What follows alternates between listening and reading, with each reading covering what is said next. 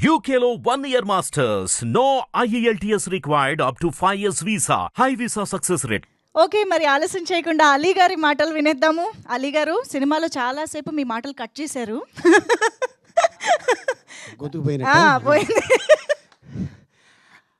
అందరికీ నమస్కారం అండి. పాత్రిక మిత్రులకి, మీడియా సోదరులకి, వేదిక మీద ఉన్న సురభి కుటుంబానికి, అలాగే మా డైరెక్టర్ అర్జున్ సాయికి, మా హీరో, అండ్ ఇక చాలామంది అభి, వీళ్ళందరూ ఈ సినిమాలో ఒకరోజు షూటింగ్ చేస్తుంటే అప్పుడప్పుడు కోట గారు ఫోన్ చేస్తున్నారు. ఎరా ఎక్కడా అన్నాడు. బాబాయ్ షూటింగ్లో ఉన్నాను. అప్పుడు సినిమా పేరు హరే రామ హరే కృష్ణ. అంటే ఎవరెవరు ఆర్టిస్టులు అన్నాడు ఆయన. ఒక డజన్ పైన ఉన్నారు బాబాయ్ అన్న. నన్ను పెట్టుకోలేదేంటి అన్నాడు ఆయన. అలా కాదు బాబాయ్, కొంచెం యంగ్ బ్యాచ్ అంటే నేను బోల్డ్ అయిపోయానా అన్నాడు ఆయన. కాదు బాబాయ్, ఎవరెవరంటే లిస్ట్ చెప్పా. ప్రకాష్ రాజ్ గారు, నాజర్ గారు, బ్రహ్మానందం గారు, రఘుబాబు, ఇలా చెప్పుకుంటూ వెళ్తున్నాను. అబ్బో అంత పెద్ద కళాకారులే అన్నాడు ఆయన. మాకంట పెద్ద కళాకారులు ఇక్కడ ఉన్నారు బాబాయ్ అన్న. ఎవరో అన్నాడు. సురభి కుటుంబం ఉంది ఇక్కడ అన్న. అరే వాళ్ళు మామూలు కాదు, మనకంట గొప్ప ఆర్టిస్టులు అన్నాడు ఆయన. అంటే అంత గొప్ప ఆర్టిస్ట్ అయి ఉండి వీళ్ళ గురించి ఆయన పొగడాడంటే ఇది మామూలు విషయం కాదు. ఎందుకంటే సినిమాలో చేసేది వేరు, వేదిక మీద చేసేది వేరు. సినిమా బాగాలేదంటే 1 more కట్, లేదంటే ఇంకో 1 more. బట్ వేదిక ఆ చివరిలో కూర్చున్న వ్యక్తికి కూడా వినిపించాలి. అందుకే వీళ్ళు గట్టిగా మాట్లాడటం అలవాటు. చూడండి, స్వర్గీయులు మన ప్రకాష్ రెడ్డి గారు, జయప్రకాష్ రెడ్డి గారు, ఆయన గట్టిగా మాట్లాడతాడు సీన్లో. ఎందుకంటే అలవాటు వాళ్ళకి ఆ స్టేజ్ మీద చేసి, అతడు సీన్లో ఎందుకంటే అలవాటు వాళ్ళకి ఆ స్టేజ్ మీద చేసి. అలాగే కొండవలస గారు, ఆయన కూడా ఇక్కడ మాట్లాడితే ఆల్మోస్ట్ ప్యారడైజ్ దాకా వినపడుద్ది. ఎవడో చూడు పక్కన ఎవరో నడుస్తున్నాడు, లేసాడు ఇక్కడ కాదండి, అది ఫిలిం నగర్లో ఉన్నాడు ఆయన. అయ్యి బాబు ఇంత సౌండ్ ఉంది ఏంటంటే. అట్టాగా అలా వచ్చిన కళాకారులు ఎంతోమంది ఈరోజు ఇండస్ట్రీలో ఎదిగారు, పేరు సంపాదించుకున్నారు, ఎన్నో అవార్డులు సంపాదించుకున్నారు, ఎంతో మంచి పేరు తెచ్చుకున్నారు. అలాగే గ్రేట్ అక్కినేని నాగేశ్వరరావు గారు అలాగ వేదిక మీద ఒక సీన్ చేస్తున్నప్పుడు చూసి, గెటప్ కూడా ఆయన లేడీ గెటప్ తోటి డ్రామా చేస్తే చూసి మెచ్చి అప్పుడు ఇండస్ట్రీలోకి వెళ్ళటం జరిగింది. ద గ్రేట్ నందమూరి తారక రామారావు గారు. అలాగే ఎంతోమంది నటులు అప్పటి నుంచి చూసుకుంటే ఇప్పటిదాకా ఇంకా స్టిల్ వస్తూనే ఉన్నారు, వస్తూనే ఉంటారు, రావాలి. ఎందుకంటే వీళ్ళు చేసేది సురభి వాళ్ళు.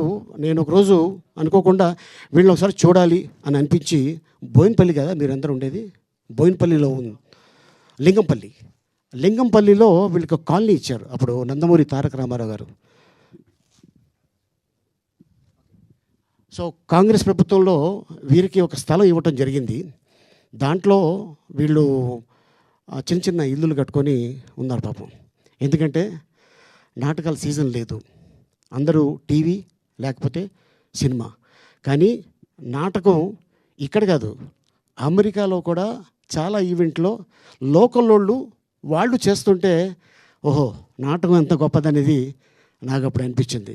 ఈ వేదిక మీద 2 గంటలు నాన్ స్టాప్, ఎక్కడ కూడా డైలాగు ఆగకుండా, తప్పు చెప్పకుండా, విత్ ఎక్స్ప్రెషన్ తోటి ఫస్ట్ నుంచి ఎలా ఉన్నారో ఎండ్ వరకు, ఆ నాటకం అయ్యే వరకు అలాగా ఉంటారు. నిజంగా దీన్ని పాయింట్గా తీసుకొని మా డైరెక్టర్ సాయి ఎందుకు చేయకూడదు మనం ఈ కథని అని చెప్పి, సో రీసెంట్గా మా అన్న బ్రహ్మానందం గారికి ఫిల్మ్ఫేర్ అవార్డు వచ్చింది.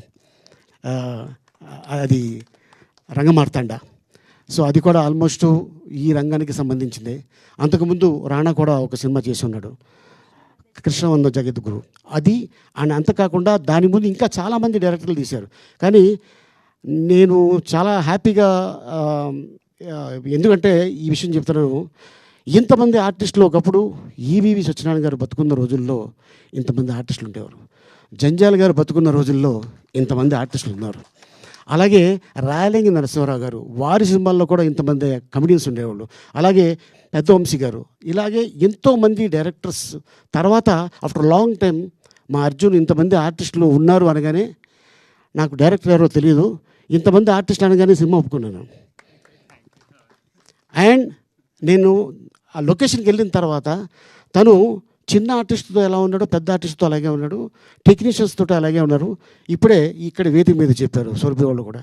ఎందుకంటే ఆ డైరెక్టరు ఈ కథని నేను తీసుకున్నాను కాబట్టి వాళ్ళ సహకారం నాకు ఉండాలి అని చెప్పి ఈ ఉత్సవం సినిమా ఇంతమంది ఆర్టిస్టులతోటి చాలా కష్టపడ్డాడు. బట్ మైత్రి ద్వారా ఈ సినిమా రిలీజ్ అవటం అనేది చాలా తనకి అదృష్టం అది. సో అలాగే ఈ సినిమా బాగుంటే దీన్ని ప్రోత్సహించండి. ఎందుకంటే ప్రేక్షక దేవుళ్ళు వాళ్ళే డిసైడర్సు. ఒక సినిమా తీసుకెళ్ళాలంటే, పెద్ద హిట్ చేయాలంటే మీ తర్వాతనే ఇంకా. సో ఎలాగో మనం సక్సెస్ఫుల్గా వినాయక చవితి అయిపోయింది కాబట్టి డెఫినెట్గా జనాలు నెక్స్ట్ మళ్ళీ థియేటర్కి వస్తారు. ఈ సినిమాని ఇంకా పెద్ద సక్సెస్ చేస్తారని ఆశిస్తున్నాను. థ్యాంక్ యూ, ఈ అవకాశం కల్పించినందుకు మీ అందరికీ.